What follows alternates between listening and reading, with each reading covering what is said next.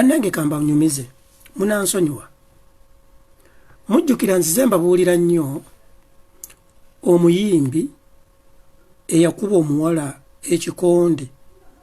olubuto ne luvaamu omuwala yali aganya okugyamu olubuto naye mpulira kyekiseera mumwogere awo ku kilinika awo emakindi awo muka junction ku kino kyambuka kalenda kino kigenda Salama kino kigenda wano Ekibuye kino kigenda Ntebe Road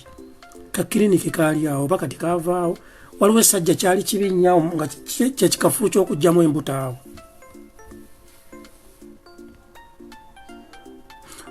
omuyimbi ono kati takyali mu Uganda yagenda South Africa bamuyita Ambassador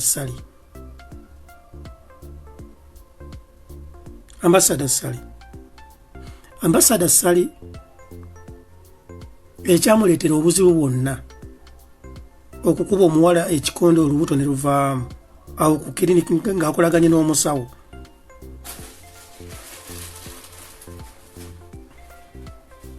oba njogera erinnya lino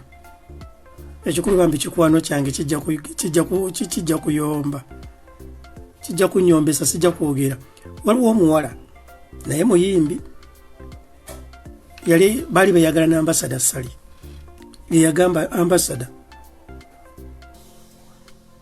nti nze tongattika na bwana obwo tongattika na buntu bwe butyo nze ndi superstar muyiyo olubuto mu luggyemu muyimbi ayimba nnyo ku mikolo era abantu bamwagala nnyo mukazi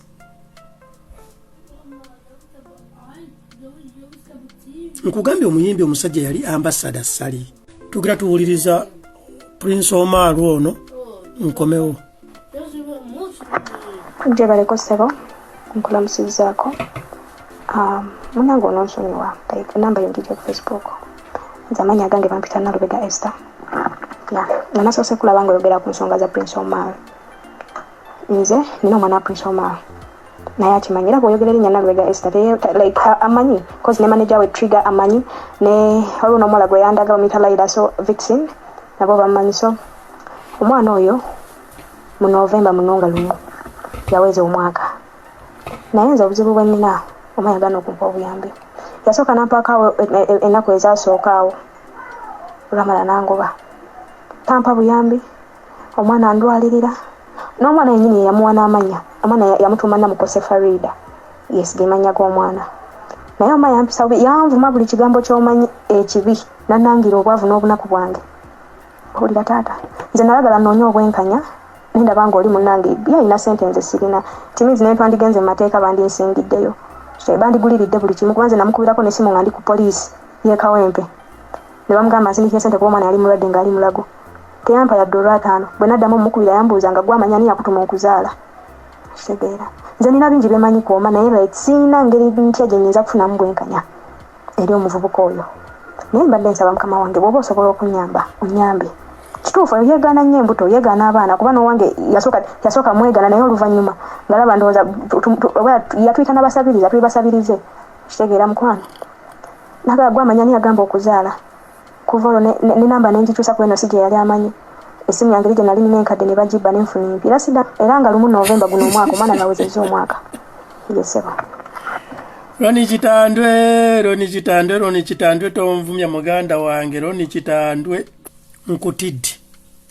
yali Morini nantume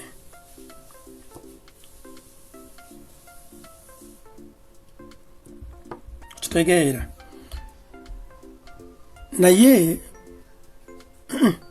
eyo tuveeyo ewo Omar tugenda kumu tumuveeko kati njagala tukwateko akantu katini nnyo akalala kakwata ku mukazi bamuyita Lady Mariam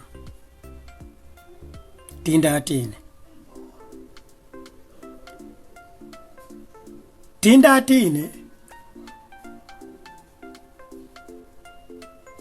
yakutte t-shirt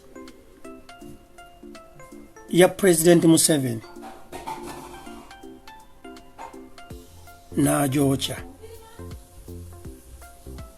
nga bamukwata ku video bagimpeereza wano in fact full figure yagimpadde ayogerako ebigambo bye ebyolunyankole ng'agamba nti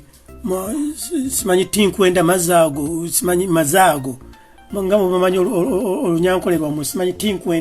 tinkwenda kumanya simanyi tinkwenda kumanya mazaago kwegamba ebintu ntuve bityo naye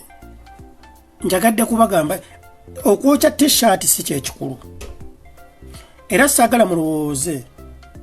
nti edimizaya kulwokuba bookeza t-shirt ya pulezidenti Museveni nti kyekikulu ne bwe yandibadde ya Bobi Wine nandivuddeyo ekikulu kya byonna ekyomukazi tindaatiine kiri bwe kiti tindaatiine bamuwa miliyoni 150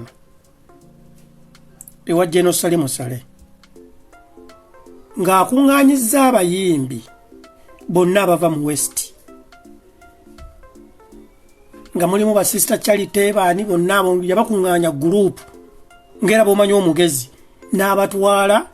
ewa General Sale Musale n'agamba ffe tuli bayimbi abava mu West era ddiiru ye neeyitawo ne bamuwa miliyoni 150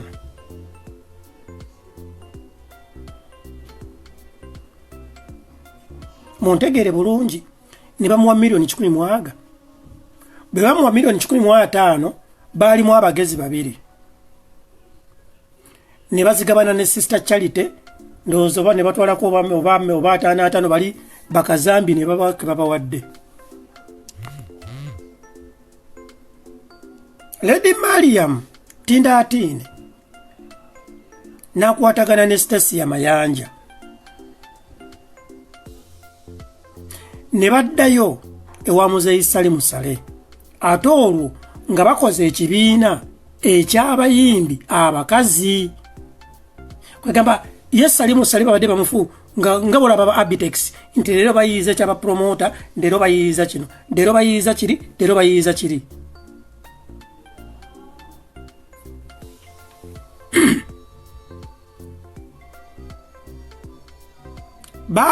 bakwatagana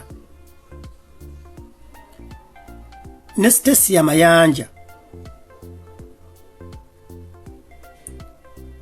Stacy ya Mayanja ng'avudde mu ddwaliro nalweiso amaze okumujjanjabira Nakasero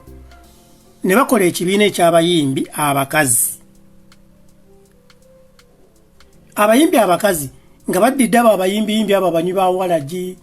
ne bwe batya abo abayimbayimba kedda ne babajjayo abo abayimba ebigoma ebiganda nga bangi nnyo abakadongo kamu ne bakola ekibiina ky'abakazi ne bagende wa Sale Musale nga Mariam ne Stacy ya Mayanja be bakulu omanyi Muzeeyi Sale Musale alabika alina ekirwadde kye bayita stardom kwegamba basita bano bwe bajja waali ndowooza musajja wattu abuguma olw'abasita simanyi lwaki kati Muzeeyi Sale Musale Stacy ya Mayanja ne Mariam era ne bamukuba n'akwata miliyoni 8 ekinana n'akiwa Mariam ekinana n'akiwa Stacy nga zaabwe nga abantu so si za kibiina ze miliyoni 16 njagala mubwalemu emiliyoni 15 ze bawa tindaatiine ne bazigabana abayimbi abava mu West naddayo ne babawa miliyoni 8 ne Stacy ya Mayanja abantu aba babiri Mariam olunaku olwa Jo video bagimpadde Jo yakutte t-shirt ya President Museveni n'agiwako amafuta n'agikoleza nga bw'ayogerako ebigambo tinkwenda mazaago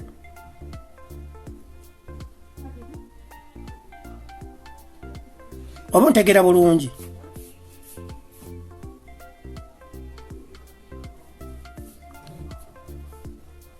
kaakati Lady Mariam lwaki kyankutteko nnyo nti omusajja akuwadde miliyoni 15 ozzeeyo bakuwadde miliyoni 8 mu bbanga nno lya mwaka gumu kyokka tolina mulimu gw'okoze banno bwe mukuŋŋaanyizza bonna mubabbye kaakati nno ekyavuddeko Mariam okwokya t-shirt n'okunyiiga kyabadde bwe kiti Mariam ayagala kumaliriza nnyumba ye naye bajeti yonna ebadde wasali musale yagenze n'akola bwe bakoze concert ng'egenda kubeera Kampala kaakati omanyi babbira nnyo mu bantu abo aba West abo kati Lady Mariam n'addamu n'akuŋŋanya abayimbi abava mu West n'abagamba nti naffe tukole concert yaffe nga y'abayimbi abava mu West kaakati munnagemba bulimba kati bwe batute proposal yaabwe ne bagiyiwa ba Abitex kuba ba Abitex baagala tambuza concert bagijje wano Kampala bagitwale mu West bagitwale mu East mu North bwe batyo balabye nga bano bagenda balinyira mu luwombo ne bagiyiwa kugamba gundi yaabwe ne ba sabotaginga era wa muzeyi sale musale proposal ne teyitamu kati kwe kunyiiga bwe busungu bwe yafunye kati nenneewuunya bw'abeera nga omuntu akuwadde miliyoni kumpi 3 in fact 2.5 onyiiga otya n'otuuka n'okuwemula n'oyokya t-shirt olwo ba edimizaaya nze banteerayo ekikono obutatuuka wa Museveni banteerayo ekikono obutafuna wadde nusu 10 kati nze olwo omusajja Taliki Fahadi atafunangayo wadde akacupa ka soda okuva wa Museveni kati olwo gwawuliriza bw'abeera oli bamuwadde miliyoni 2.5 mu mwaka gumu zaatakoleredde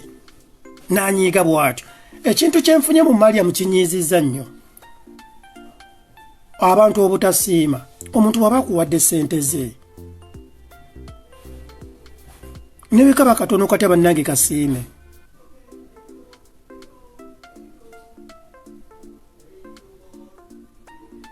ekyo nkibabuulira amazima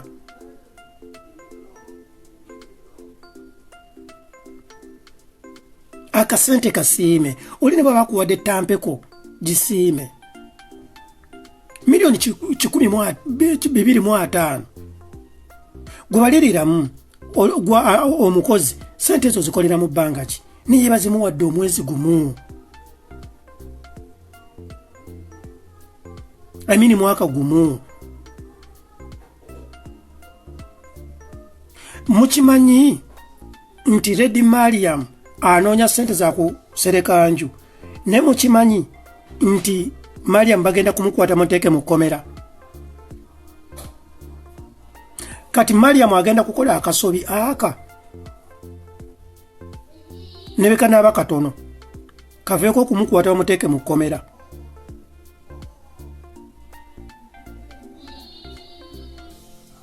kibi nnyo kwefuula ow'akabi nedda bano bali tebanna bagamba muno banyize nti Mariam ababbi kino nze ng'omuntu nasose kulowooza nti Mariam munyiivu baziiza ddiiru ye aga Katonda mugulu ne bampeereza ebipapula nga Mariam yakafuna miliyoni 2.5 ng'omuntu Stacey Mayanja yakafuna miliyoni 8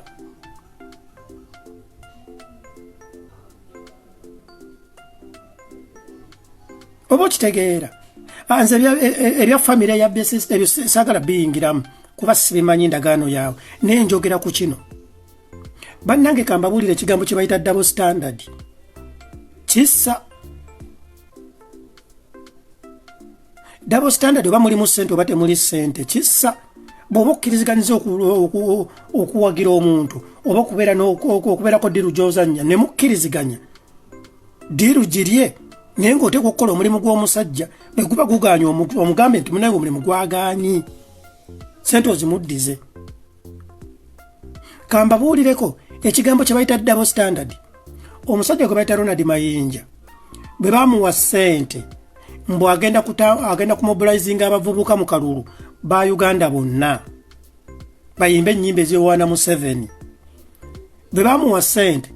ate n'alabikako ewa Bobi Wine kulwokuba yali alinamu sikimu y'okufuuka memba wa palamenti. Mumanye ekyamutuukako olwa double standard. Baakwata wooteeri ye ey'e Namasuba ne bawamba amaka ge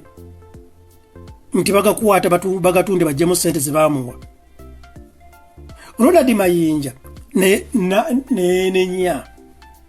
era nze amazima saamunyiigira kuba ne boobeera ggwe oli musajja mukulu obusente bwonna babukututteko emmotoka bagitutte buli kimu. Ronald Mayinja n'alokoka ne bamuddiza ebintu bye ne bamuwayo ne ku busente obulala obukalu n'atandika edduuka lya sipeya wali mu Ndeeba. Double standard yassa. Kati wentunuulidde ono omuwala tindaatiine mutidde n'omutya. Olwo bayimbi banno abatafunangako wadde 10 kuba mwebali abayimbi abatabiriimu. Waliwo abayimbi abatabiriimu ddala naddala abayimbi ba Firebase. Olwo bo bakole ki? Igwe gwe bawadde milioni 15 wonyiigidde bw'otyo. Mu Buganda ife ng'Abaganda ebintu ebiraga obutemu biri bibiri nga tosse muntu. Okwokya ekifaananyi ky'omuntu ogwo nno omusango obeera kwegamba kibi nnyo mu Buganda. Tewali gye bakusibira n'ekibi kisiraani n'okwokya olugoye lw'omuntu.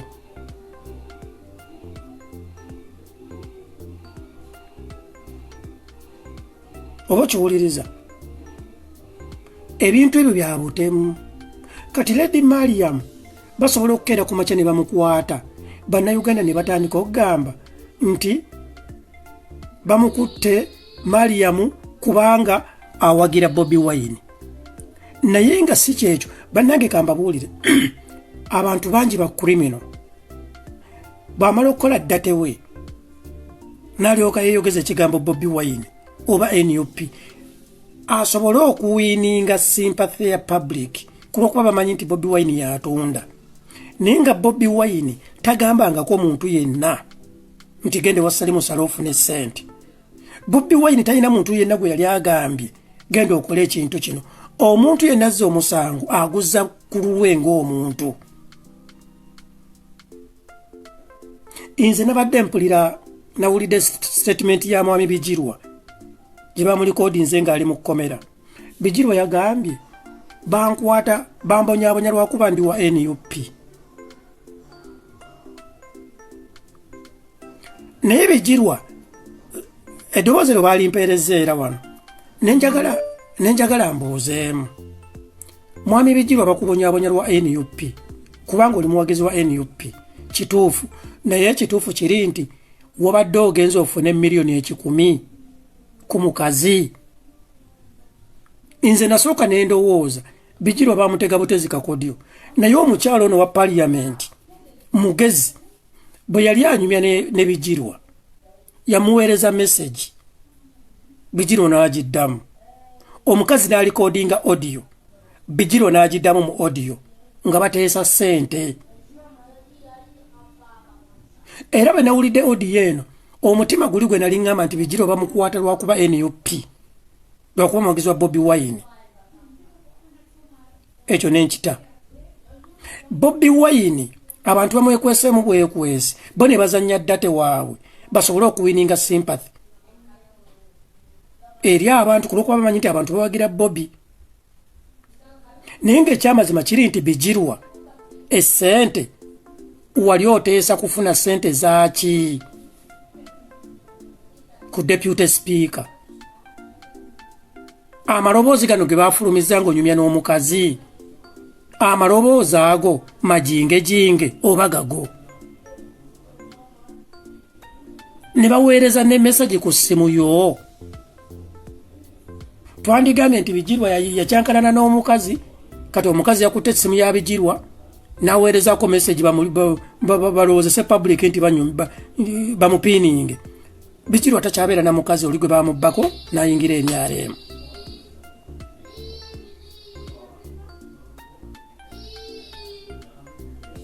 Yusuf Kagugube milioni 10 yabadde asaba ez'oku blackmailinga kye bayita damage control nti kankuwe milioni 10 mpa milioni 10 nze ebyange naawe ebigwe siddamu kwogerako kibi siddamu kuwandiikako kibi. Bijirwa mukulamuza yalamuza milioni 15 ne bajja nga bakkirira nga bateeseza ku audio okumanya Bijirwa naye fala paka lwe bakkalanganya milioni 10. Omukazi n'amugamba nti zinone ekyo kiggwe oba okitegeera era Bijirwa n'akuba ekikalu n'agenda ano n'ekikumi ekyokulekerawo ku blackmailinga. Ne kaakati be baamukutte alowoozesa kati abantu nti baamukutterwa NUP. Kituufu oli muwagizi wa NUP naye milioni 10 wabadde oteesa zaaki? Wabadde otunda ki? Kwegamba bannayuganda mikwano sometimes wadde tuli bawagizi naye njagala tubuuze mu butuufu